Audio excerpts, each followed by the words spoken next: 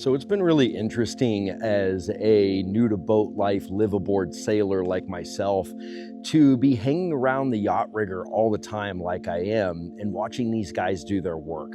And that's what we're going to see today on How the Pros Do It Sunday with Frank, who is going to walk us through what it's like to see an outfitted 50-foot Leopard be completely kitted out.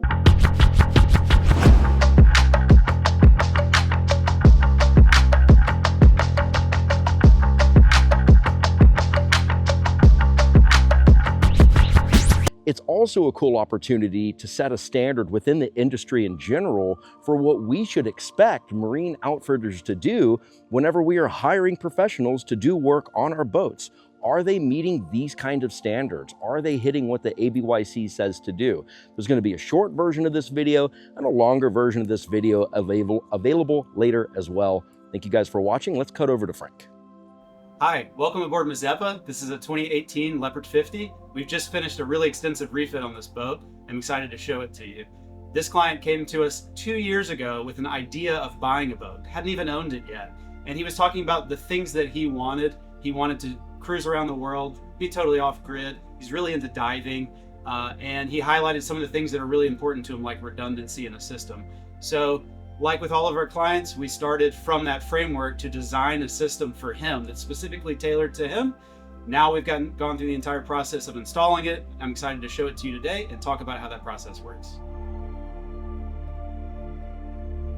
On the back of this vessel, we have quite a large solar array. This is 6 550 watt bifacial panels, so that's 3.3 kilowatts. On the coach top, we have another 4 panels. Total, this boat has almost 5 kilowatts of solar, which is insane. It's 9:45 in the morning. We're making over 2,000 watts right now. I'm running the air conditioner purely off solar, no problem. This solar arch, not only does it look beautiful, but it creates nice shade and more protection for the cockpit. A lot of customers also opt for the shower. So this is a little bit nicer than using the one that comes from the factory where you got to do this move. So all in all, this is really adds a ton of functionality to the vessel. In the engine rooms, we've installed Zeus alternators and regulators. So with this, we're able to generate a ton of power, about 120 amps continuously at 48 volts. So this makes more power than his generator, which is great because anytime you're motoring, now you're making so much power, you can run everything and still be charging. It's kind of ridiculous, to be honest with you. So I love these systems. They're actually pretty simple. It just replaces the existing alternator on this engine. We've upgraded the belt because yeah, it does put a little bit more work on the engine. So we're using a nicer quality belt here. On the wall, we have the Zeus Regulator. It's communicating with the Victron system to make sure that all the charging that's done is what the batteries are asking for. Modern alternators are a little more complex than the traditional one. It's not just the alternator, you have a regulator. The regulator is on the wall here, also called the Zeus. It's actually communicating with the batteries and the entire Victron system to make sure everybody's working in harmony. Nobody's doing anything outside of the safe operating envelope. And so that equipment's on the wall here. There's a nice little phone app as well that you can get a lot of details about what's going on with the alternator. And so I just love this system for the amount of power it can produce. Okay, and if like me, you think your phone's ringing right now because you hear it chirping in the background, this boat actually has quite an extensive hull shield system. That's what one of these is right here. And so this is connected to the rudder and it's putting out these little pulses to reduce the growth on the engine. There's also one on the engine, one in the hull. There's a couple more forward. So this is to reduce the need to do bottom cleanings, which as we all know is not that fun to do. This client wanted to upgrade his Chartplotter from the small one that comes from the factory. So we've put in a nice big 16-inch Chartplotter. Did a couple other things up here as well. So we've added 3D sonar scanning, which is pretty cool. We've also added a camera to the masthead, which is what I have pulled up on the screen now. And that makes it so you can see a 360-degree view of the boat. And that's so great when you're docking. Also when you're trying to grab a mooring ball, because you can really see. On a boat this big, it's hard to see all your corners. This really helps with that. We've also added a FLIR camera, and that's great for being able to zoom in like 30 times out in the distance. It's halfway up the mast, so you get a better angle as well. And it can even track man overboard. It can track other objects that you've set it for. You can set it up for a surveillance mode, and it'll beep anytime it sees something on the water. And it can even overlay AIS data on top of the chart. It's really incredible what some of this technology does now, and it's actually like in reach of a cruiser's budget. The Galley is always a great place for upgrades, especially because most factory boats come with propane. We don't need that, you know, when we've got all this power. So this Galley's been upgraded. It has a Bosch microwave oven, and it has a Bosch electric induction cooktop. I love these things. They don't generate a lot of waste heat, so they're just like really great for cooking.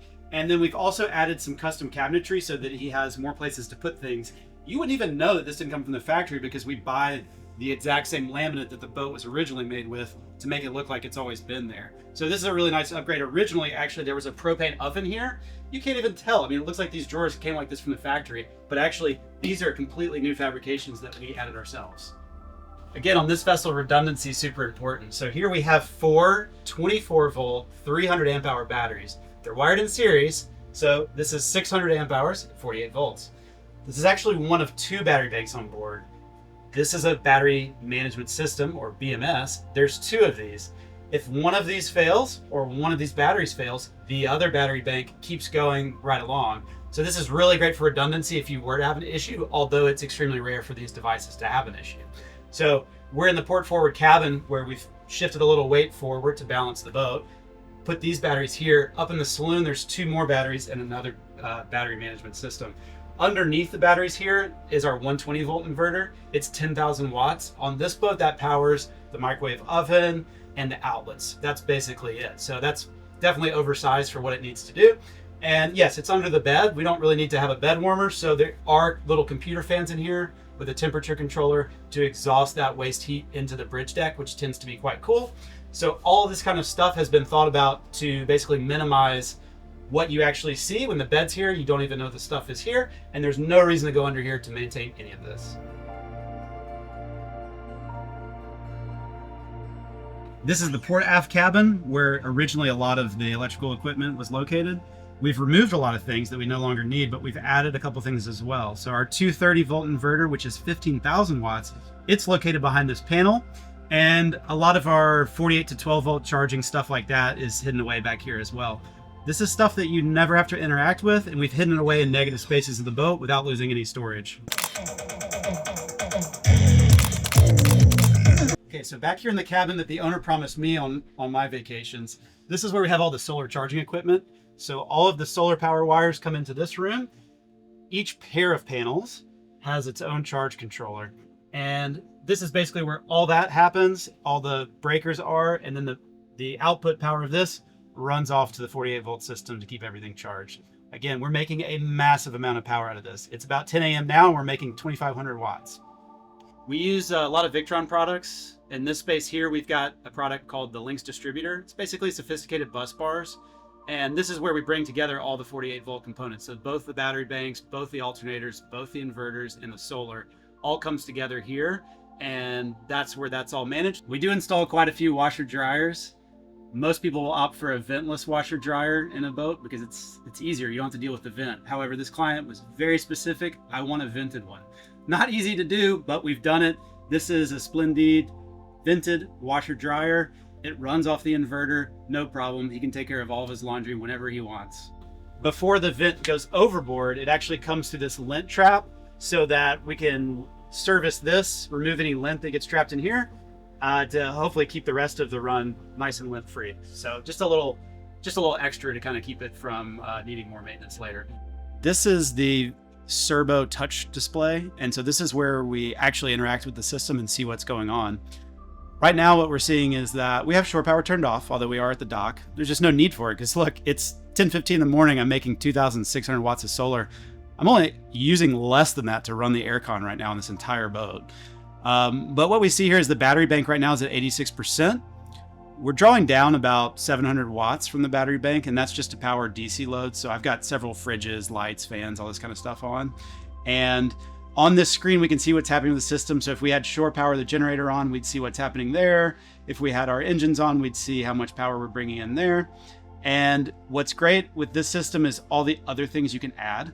So this is our level monitoring system. We've got both fresh water tanks and all 3 holding tanks set up on here. So we can see, for example, oh, our port freshwater tank is emptied.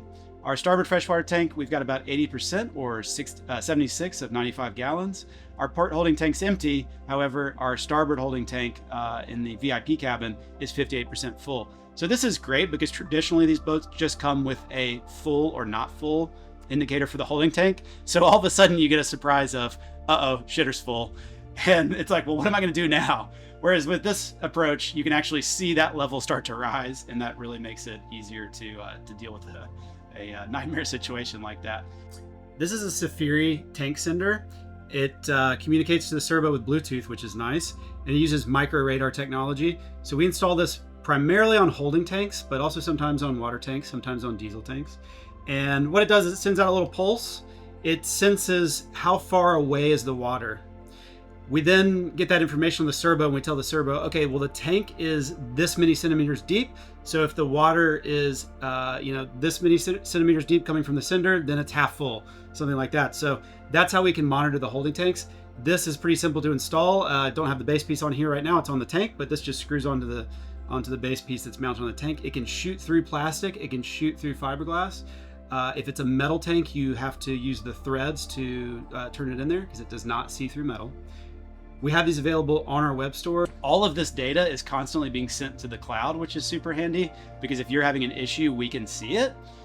If you were to have an issue, you'd get an alarm. So you get an alarm on the screen telling you exactly what the issue is, which is great because they're as simple as the system is, there's a lot of parts to it. So when the system can tell you exactly what to go check, that's super helpful. I'd have to say, seeing what the yacht rigger can do is pretty amazing. I just think that there's a standard that they set that's so special. It's what attracted me to wanting to be around this space and start this channel in the first place, because I feel like that they deserve the kind of platform that can really show off the amazing work that they do. Because in my estimation, they're so good, they can elevate the entire industry as a whole. So I'm just trying to tee them up as much as I can. In the next videos, it'll be back over to me being new to boat life and working out things on my boat and trying to fumble my way through things. But thank you guys for watching this video. There's a longer version of this Leopard 50 tour that's going to be coming out where Frank goes into way more detail. I just wanted to get this one out so it's condensed, it's tight, and you guys can see the incredible work that the yacht rigger is doing around here in St. Petersburg, Florida. They also have a location over on the East Coast as well. I will see you guys in the next episode.